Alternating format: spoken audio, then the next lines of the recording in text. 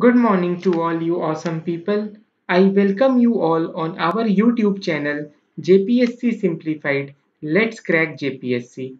तो दोस्त तो दोस्तों पिछले लेक्चर में हमने इकोनॉमी के कुछ कंसेप्ट्स देखे थे जो कि नेशनल इनकम अकाउंटिंग से रिलेटेड थे।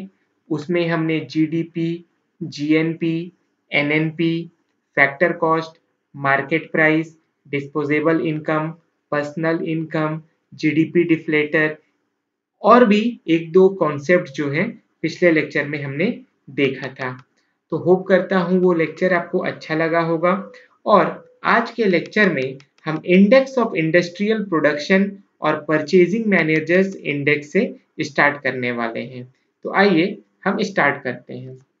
इंडेक्स ऑफ इंडस्ट्रियल प्रोडक्शन और परचेजिंग मैनेजर्स इंडेक्स ये दोनों इंडिकेटर्स हैं जो कि मेजर करते हैं growth of industrial production in India.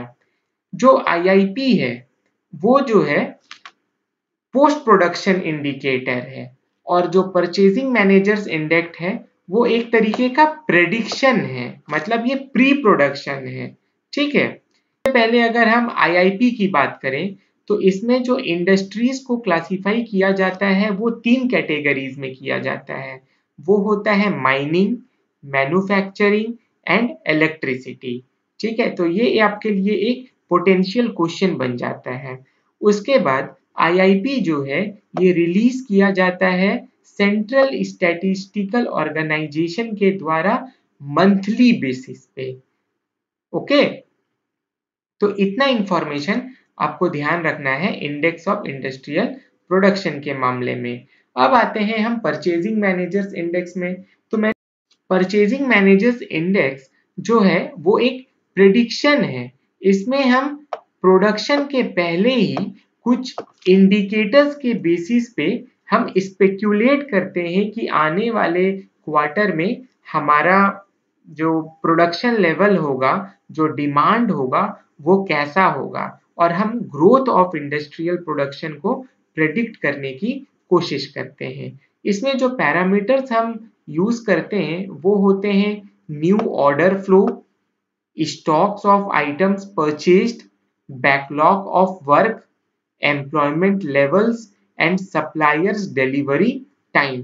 तो इन पैरामीटर्स का यूज करके हम प्रेडिक्ट करते हैं कि आने वाले जो महीने हैं, ये क्वार्टर हैं, उसमें डिमांड जो है वो कैसा रहने वाला है इंडस्ट्री में। ठीक है, और ये परचेजिंग मैनेजर्स इंडेक्स जो है ये रिलीज किया जाता है एचएसबीसी के द्वारा इन पार्टनरशिप विद मार्केट। ठीक है, तो ये भी एक इंपॉर्टेंट क्वेश्चन है, ध्यान में रखिएगा। अब अगर purchasing managers index greater than 50 होता है तो हम बोलते हैं कि ये एक्सपेंशन होगा हमारे इंडस्ट्रियल प्रोडक्शन में, और अगर ये लेस देन 50 हो जाता है तो हम बोलते हैं कि कॉन्ट्रैक्शन होगा इंडस्ट्रियल प्रोडक्शन में। इस चीज को भी आप ध्यान में रखिएगा। तो इतना इंफॉर्मेशन आपको आईआईपी और परचेजिंग मैनेजर्स इंडेक्स के लिए इनफ है। अब हम अगले कंसेप्ट पे जाते हैं जो कि है ह्यूमन डेवलपमेंट इंडेक्स और द एचडीआई का। तो एचडीआई जो है ये रिलीज किया जाता है यूएनडीपी के द्वारा, that is United Nation Development Programme. ये summary measure of human development है। ठीक है, ह्यूमन डेवलपमेंट का मेजरमेंट है ये एचडीआई। ये क्या मेजर करता है? तो ये measures the average achievements in a country in 3 basic dimensions. और वो कौन कौन से डायमेंशंस हैं? तो वो है पहला लॉन्ग एंड हेल्दी लाइफ, दूसरा एक्सेस टू नॉलेज एंड तीसरा डिसेंट स्टैंडर्ड ऑफ लिविंग। अब ये जो 3 डायमेंशंस हैं इनको मेजर करने के लिए इंडिकेटर्स की भी रिक्वायरमेंट होगी। तो लॉन्ग एंड हेल्दी लाइफ वाला जो डायमेंशन है उसको मेजर करने के लिए जो इंडिकेटर है वो है life expectancy at birth. Second, access to knowledge को मेजर करने के लिए हमारे पास इंडिकेटर है expected years of schooling for school age child and mean years of prior schooling for adults age 25 and older. Okay, और तीसरा जो डायमेंशन है डिसेंट स्टैंडर्ड ऑफ लिविंग, उसके लिए इंडिकेटर है परचेजिंग पावर पैरिटी या जीएनआई पर कैपिटा। ठीक है, और एचडीआई जो है इसको बनाया है महबूब उल हक जो कि बांग्लादेश के हैं, और अमर्त्य सेन जी जो कि इंडिया से बिलोंग करते हैं। ठीक है, तो इतना इंफॉर्मेशन आपके लिए सफिशिएंट हो जाता है ह्यूमन डेवलपमेंट इंडेक्स के लिए। अब हमारा अगला कंसेप्ट है मल्टी डायमेंशनल पॉवर्टी इंडेक्स। जो मल्टी डायमेंशनल पॉवर्टी इंडेक्स है ये deprivation of people in health, education and standard of living को मेजर करता है, और इसमें आई थिंक 10 इंडिकेटर्स का यूज किया जाता है। ठीक है, तो मतलब कि ये सिर्फ इनकम बेसिस पे ही पॉवर्टी को मेजर नहीं करता है, ये हेल्थ को भी कंसीडर करता है, एजुकेशन को भी कंसीडर करता है, और स्टैंडर्ड ऑफ लिविंग को भी कंसीडर करता है। इतना इंफॉर्मेशन सफिशिएंट है। अब जो अगला कंसेप्ट है हमारा वो है इनइक्वालिटी एडजस्टेड एचडीआई का। Inequality adjusted HDI, it adjusts the HDI for inequality in distribution of dimensions, that is life expectancy, years of schooling and household income or consumption। ठीक है, अब inequality adjusted HDI अगर HDI के बराबर आ रहा है इसका मतलब क्या है कि कोई inequality नहीं है, बट अगर इनइक्वालिटी एडजस्टेड एचडीआई से कम आ रहा है इसका मतलब क्या है कि सोसाइटी में इनइक्वालिटी प्रिवेलेंट है। समझ में आया? तो ये भी आपका एक इंडिकेटर है। ठीक है, अब जो अगला हमारा कंसेप्ट है वो है जेंडर इनइक्वालिटी इंडेक्स का। अच्छा, मैं थोड़ा पीडीएफ को एडजस्ट कर लेता हूं। ठीक है, ओके, अब आपको सही से दिख रहा होगा। तो जेंडर इनइक्वालिटी इंडेक्स जो है ये मेजर करता है कि इनइक्वालिटी कितनी है मेन और वुमेन के बीच में across 3 dimensions, that is reproductive health, second empowerment, third labour market. और अगर रिप्रोडक्टिव हेल्थ वाला डायमेंशन जो है उसको अगर हमको मेजर करना है उसके लिए हमारे पास इंडिकेटर्स की रिक्वायरमेंट है। तो जो इंडिकेटर हम यूज करते हैं वो होता है MMR, that is maternal mortality rate and adolescent fertility rate. Okay, second जो डायमेंशन है वो है एम्पावरमेंट का, और उसको मेजर करने के लिए हमारे पास इंडिकेटर है parliamentary representation and attainment at secondary attainment of secondary and higher education. ठीक है, और अगला जो डायमेंशन है लेबर मार्केट का, इसके लिए हमारे पास इंडिकेटर है labour market participation. Very easy.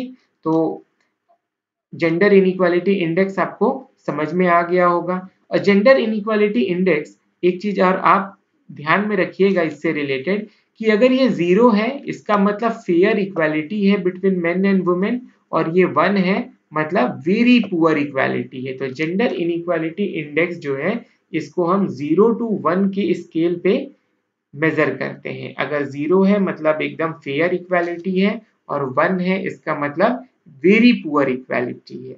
ठीक है, अब हमारा अगला कंसेप्ट है हाइब्रिड ह्यूमन डेवलपमेंट इंडेक्स का। तो ये क्या बोलता है? That it applies the calculation method of new HDI for indicators of old HDI. Okay, it helps in trend analysis. मतलब कि हाइब्रिड एचडीआई में हम क्या करते हैं कि जो पुराने जो एचडीआई डाटा है उसको नए एचडीआई मेथड्स और नए एचडीआई इंडिकेटर्स से मापने की कोशिश करते हैं। इससे क्या है कि हमको पता चलता है कि जो पहले जो हमारा एचडीआई हमने पुराने इंडिकेटर से मेजर किया था और आज के जो एचडीआई है उसमें कितना डिफरेंस है। बेसिकली एक ट्रेंड एनालिसिस करने में हमको ये हाइब्रिड एचडीआई मदद करता है। ठीक है, तो आपको समझ में आ गया होगा हाइब्रिड एचडीआई।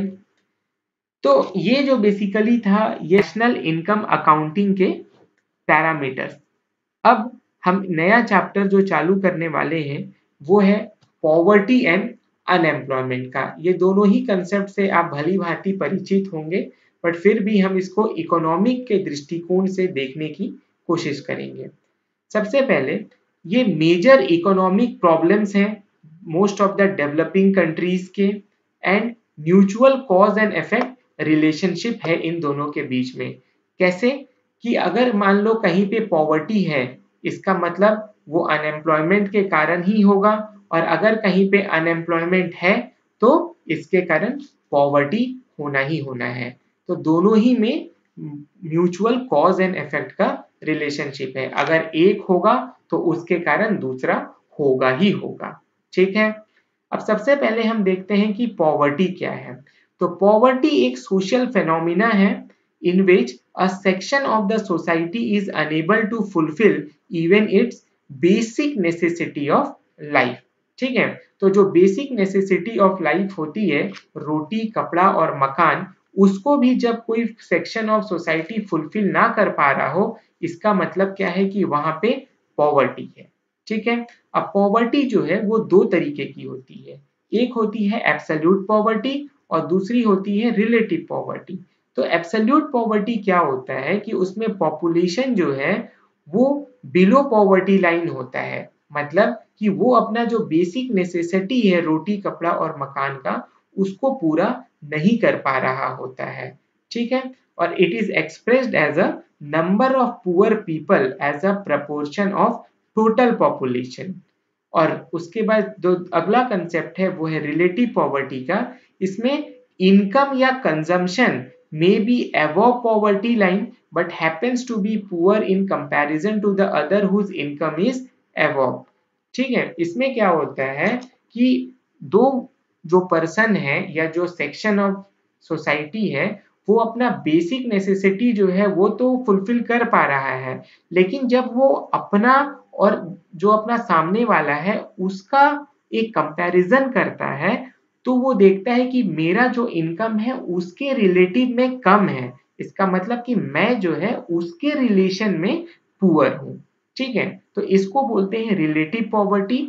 और ये हमें कहाँ मदद करता है, तो ये हमको इनइक्वालिटी इन द सोसाइटी को मेजर करने में मदद करता है। समझ में आया आपको? अब बात आती है कि पॉवर्टी के लिए जो मेथड है वो सबसे अच्छा कौन सा होता है, कि पॉवर्टी हमको इनकम मेथड पे मेजर करना चाहिए या कंजम्पशन मेथड पे मेजर करना चाहिए। तो जो कंजम्पशन बेस्ड मेजर होता है पॉवर्टी का, वो इनकम बेस्ड मेजर से बहुत अच्छा होता है। अब क्यों अच्छा होता है, तो जो कंजम्पशन बेस्ड मेजर है उसमें क्या होगा कि जो डिपेंडेंट पीपल होते हैं जैसे कि चिल्ड्रन और सीनियर सिटीजन, उनको भी हम कंसीडर करते हैं जब हम पॉवर्टी लाइन बनाते हैं, क्योंकि जो इनकम कैटेगरी होगा उसमें तो ये लोग आएंगे नहीं। तो जब हम उसके बेसिस पे, दैट इज इनकम के बेसिस पे अगर हम पॉवर्टी लाइन बनाते हैं, तो बहुत सारे जो पोटेंशियल कैंडिडेट्स हैं वो क्या होंगे कि छूट जाएंगे। और अगर हम कंजम्पशन बेस्ड मेजर करेंगे तो क्या होगा कि जितने भी स्टेक होल्डर्स हैं सारे ही इंक्लूडेड होंगे। इसीलिए बोलते हैं कि कंजम्पशन बेस्ड मेजर जो है वो बेटर है इनकम बेस्ड मेजर से। ठीक है, तो होप करता हूं कि आपको समझ में आया होगा पॉवर्टी का कंसेप्ट। अब एक कंसेप्ट है क्विंटाइल इनकम रेशियो। देखिए बहुत ही आसान कंसेप्ट है। ये क्या होता है कि average income of the richest 20% divided by average income of the poorest 20%। ठीक है, तो क्विंटाइल इनकम रेशियो जो है ये एक रेशियो है between average income of the richest 20% and average income of the poorest 20%। तो ये फॉर्मूला जो है आप थोड़ा ध्यान में रखिएगा, कभी कभी एग्जाम में इस तरीके के टर्मिनोलॉजीज जो है आपसे पूछे जा सकते हैं। ठीक है, तो आगे बढ़ते हैं। अब आता है कि estimation of poverty in India.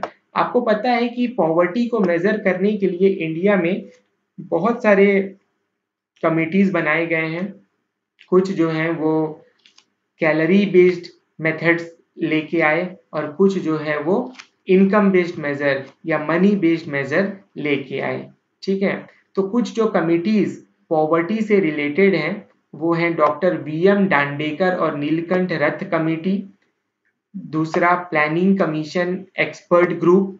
तीसरा एनएसएसओ पॉवर्टी एस्टिमेशन। चौथा एनएसएसओ मिक्स्ड रिकॉल पीरियड। पांचवा planning commission uniform recall period. छठवां तेंदुलकर कमेटी। और सातवां जो है वो रंगराजन कमेटी। ठीक है, तो ये कमिटीज आप ध्यान में रखिएगा। आपको क्वेश्चन पूछ सकता है ऐसे कि एक कमेटी दे देगा, बोलेगा कि इनमें से कौन सी कमेटी जो है वो पॉवर्टी एस्टिमेशन इन इंडिया से रिलेटेड है। ठीक है, तो आपको पता होना चाहिए। अब देखिए, जो सबसे फेमस कमेटी है वो है तेंदुलकर कमेटी, रंगराजन कमेटी। तो तेंदुलकर कमेटी ने पॉवर्टी के एस्टिमेशन के लिए बास्केट ऑफ गुड्स को सेलेक्ट किया था। ठीक है, और रंगराजन कमेटी जो है इसने कैलोरी बेस्ड मेथोडोलॉजी बताया था। ठीक है, उसके बाद लकड़ावाला कमेटी जो है, जो प्लानिंग कमीशन की जो एक्सपर्ट ग्रुप बनाई गई थी, उसका जो कमेटी था वो था डी.टी. लकड़ावाला कमेटी। ठीक है, इन्होंने भी कैलोरी बेस्ड मेजर बताया था। इन्होंने बोला था कि 2400 कैलोरी जो है वो रूरल के लिए जरूरी है पर डे का, और 2100 कैलोरी जो है वो अर्बन के लिए जरूरी है पर डे का। अगर इतने कैलोरीज जो है पर डे इनटेक हो रहे हैं, इसका मतलब क्या है कि वो पॉवर्टी लाइन से ऊपर है ना। और अगर इससे कम कर रहा है कैलोरी का इनटेक, तो वो पॉवर्टी लाइन से नीचे है। अब आप एक चीज देख पा रहे होंगे कि रूरल के केस में जो कैलोरी की रिक्वायरमेंट है वो अर्बन से ज्यादा है। अब ऐसा क्यों? क्योंकि जो रूरल पीपल होते हैं वो ज्यादा फिजिकल वर्क में इंडल्ज होते हैं as compare to the urban population. इसीलिए रूरल के केस में जो कैलोरी इनटेक है वो ज्यादा है। ठीक है, तो ये आप जरूर ध्यान में रखिएगा। तो दोस्तों, आज का लेक्चर हम यहीं पे ख़त्म करते हैं। अगले लेक्चर में हम अनएम्प्लॉयमेंट के कंसेप्ट के साथ स्टार्ट करेंगे। तो आज का लेक्चर अगर आपको अच्छा लगा हो तो थम्स अप बटन दबाइएगा, और मेरे साथ इस जर्नी में बने रहने के लिए इस चैनल को सब्सक्राइब कीजिएगा। मुझे भी थोड़ा मोटिवेशन मिलेगा कि मैं आपके लिए और अच्छे अच्छे वीडियोस लेकर आता रहूं। ठीक है, तब तक के लिए आपसे हम विदा लेते हैं। मिलते हैं आपसे अगले लेक्चर में। Thank you.